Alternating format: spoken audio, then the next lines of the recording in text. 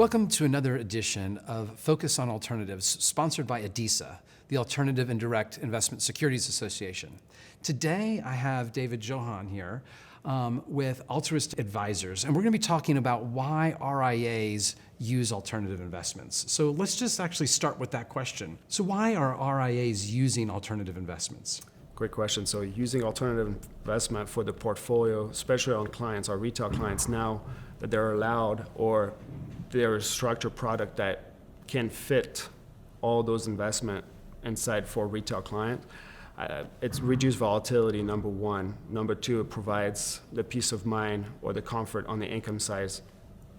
Most of the time is very consistent. So that's why RIA really are embracing the idea of alternative investment. That makes a lot of sense. What are the main kind of investor benefits that advisors are seeking for? So the main investor benefit, I would say, is being illiquid actually brings or puts the emotion away on the client side. It's not like they can trade when the market is down.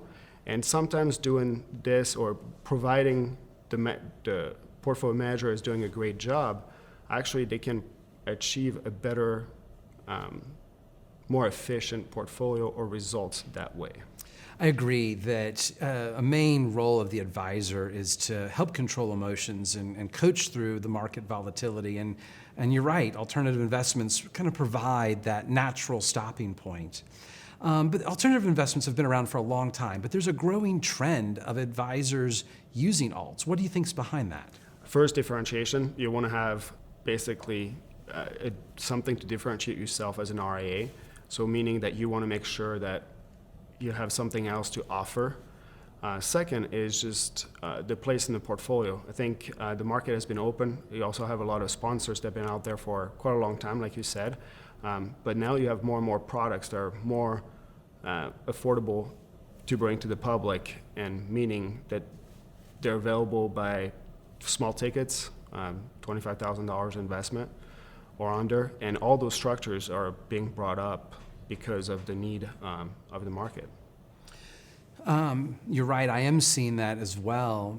So we've been covering a little bit of the why, but how? I mean, what's the first step an advisor should take when allocating or creating an alt portfolio for a client?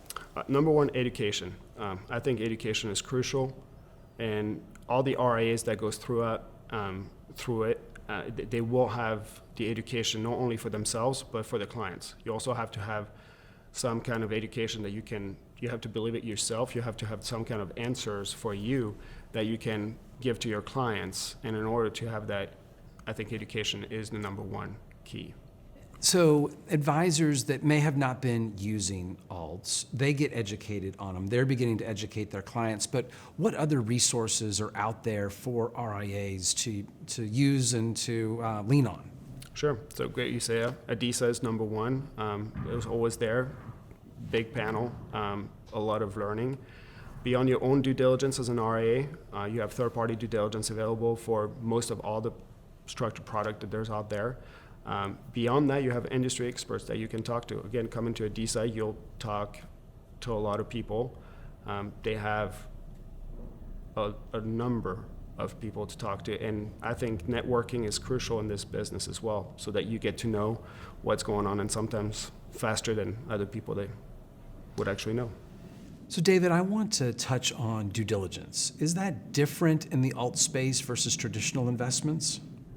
Oh, totally. The due diligence on the alt space is crucial, first of all, because it's not public. So not being public, you have to go actually get the information from the sponsors, from third-party due diligence, from networking. And so the due diligence can take from anywhere 3 weeks to a year if it has to be done. Getting all the information is crucial. Again, it's for education purposes, so you need to have all the information. No, that's helpful. So kind of wrapping this up, what are the kind of the rules of thumb when you're constructing a portfolio for that client? So the rule of thumb really is more, so we see most of the alternative as income or equity plays. On the income side, we try to ladder them kind of a bond portfolio, but we do that on the liquidity expectation more so.